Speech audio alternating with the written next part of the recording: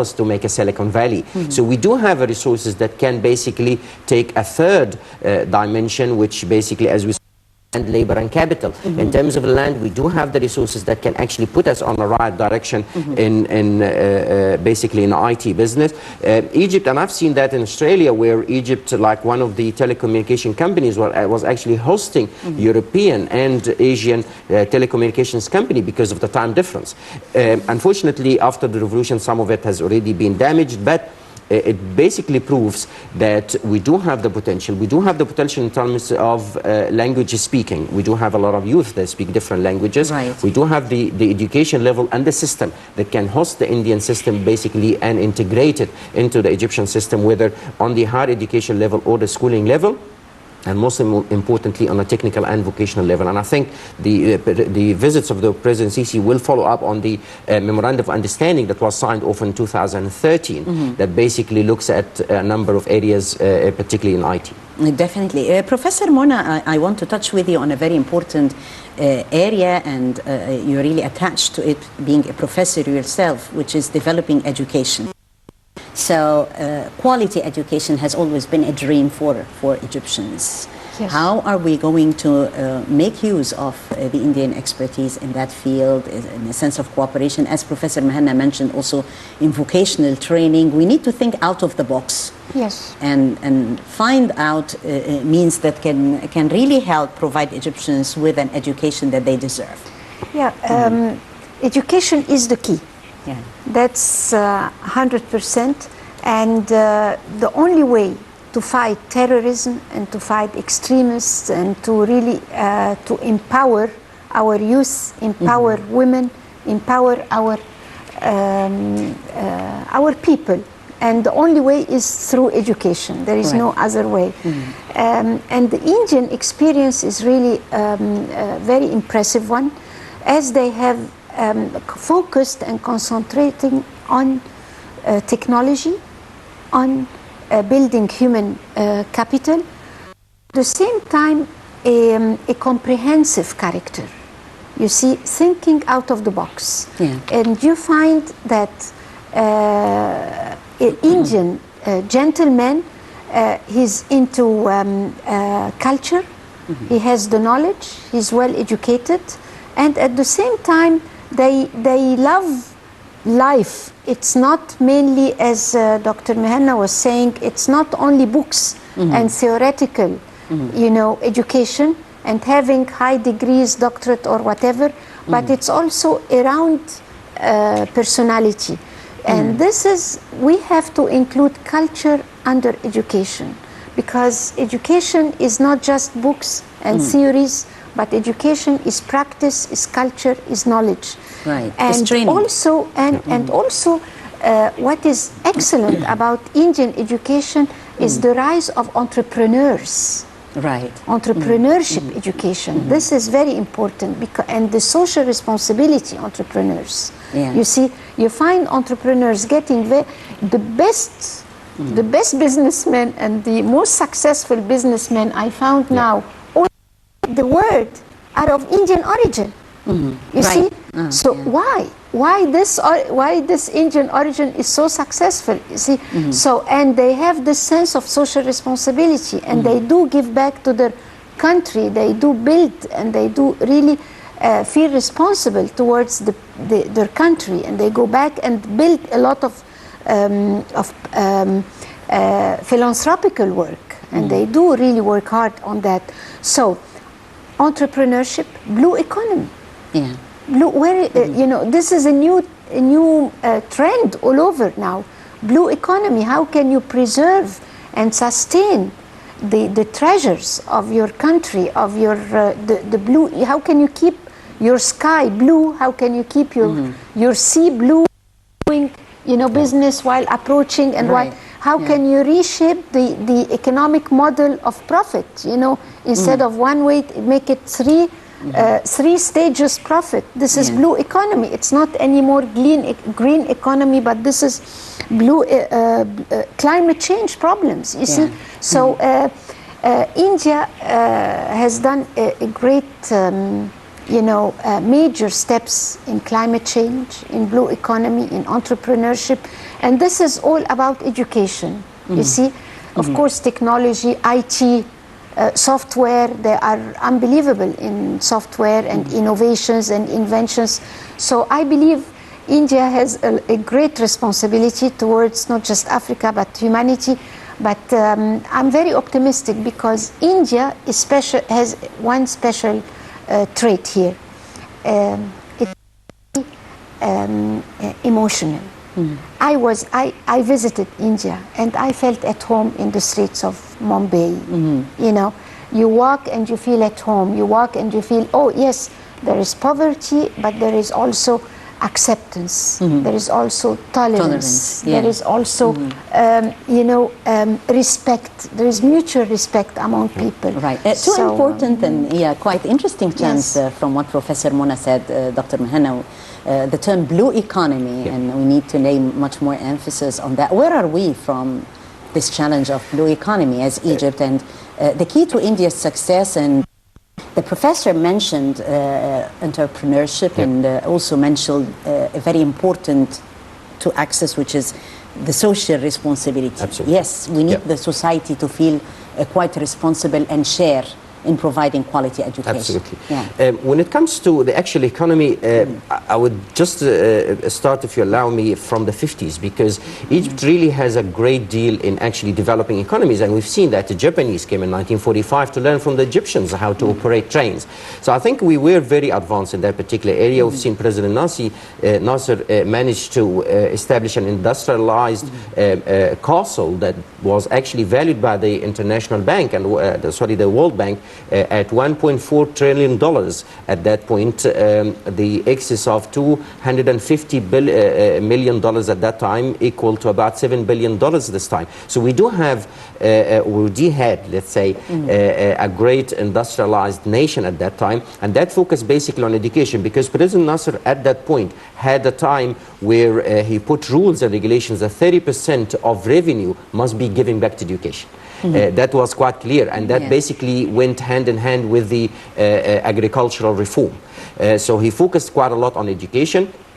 After that, started to basically deteriorate the education system in Egypt. When it comes to entrepreneurship, unfortunately, entrepreneurship in Egypt, it's quite large. It amounts to for about 67% of total labor force. That 27 million, basically, about 20 million of them are actually operating in small and medium enterprises. Right. Yet, in terms of contribution to economy, only about 6%. So they're quite large in number. And contribution on the ground level, there's nothing. And yet, when it comes what are we doing?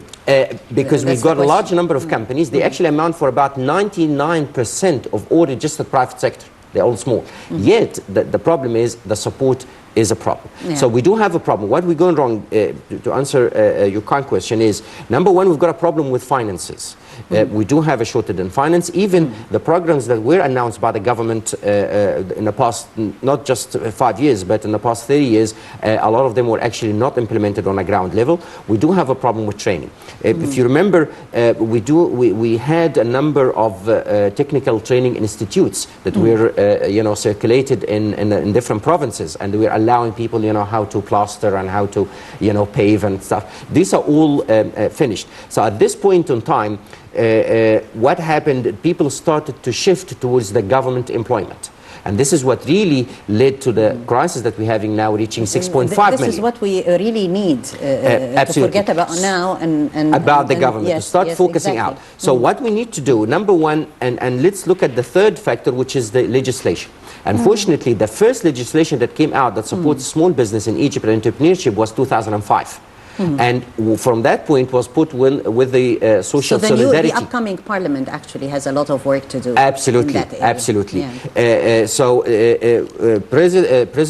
The former President Mubarak put the first legislation on small business in 2005 and was giving to the Ministry of Social Solidarity, which is not their area.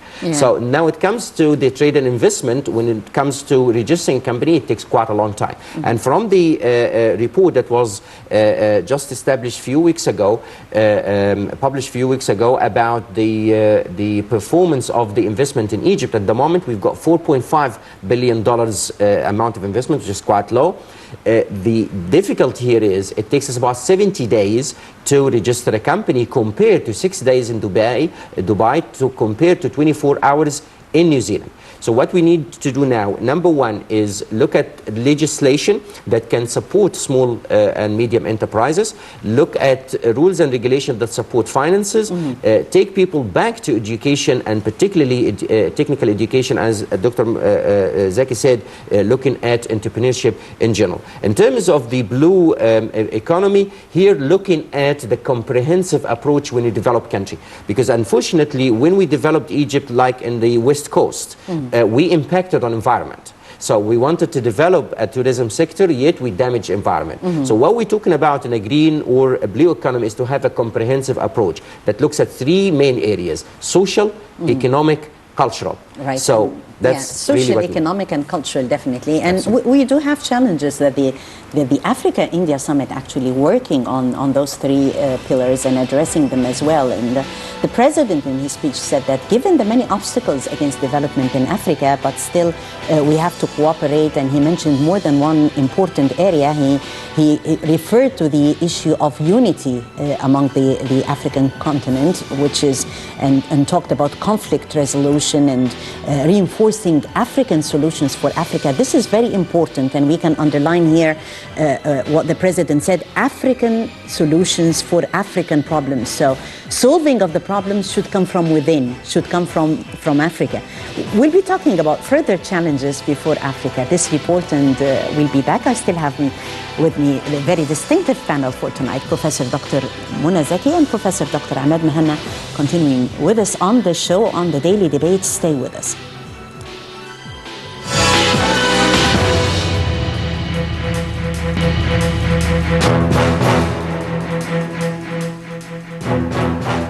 India and Egypt, two of the oldest civilizations, have joined the history of close contact from ancient times. Even prior to the Common Era, Ashoka's edicts refer to his relations with Egypt under Ptolemy.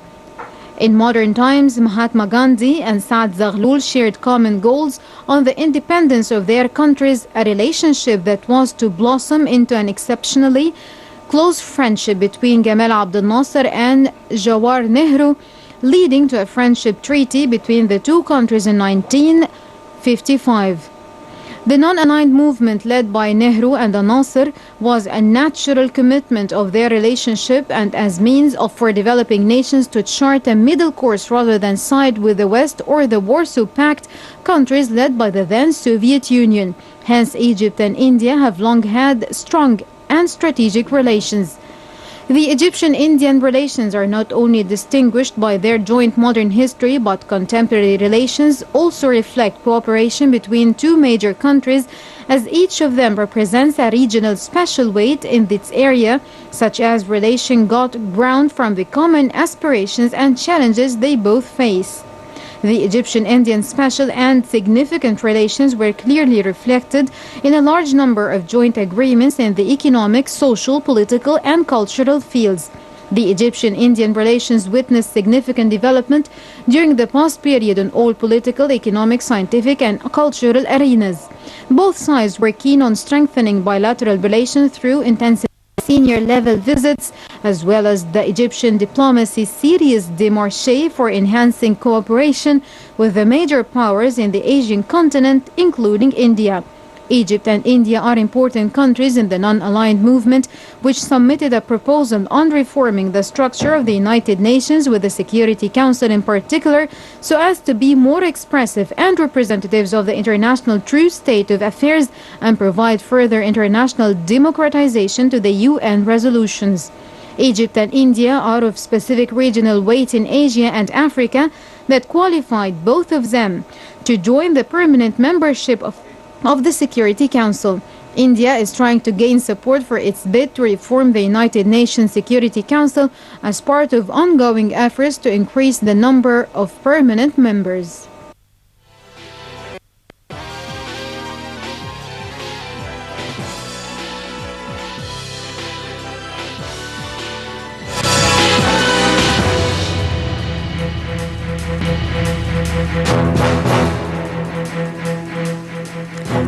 back. Professor Mona, talking about Egypt, and you've mentioned earlier while we were talking the non-permanent seat at the UN Security Council, Egypt as a heavyweight, and in this presence, and a representative of the African continent.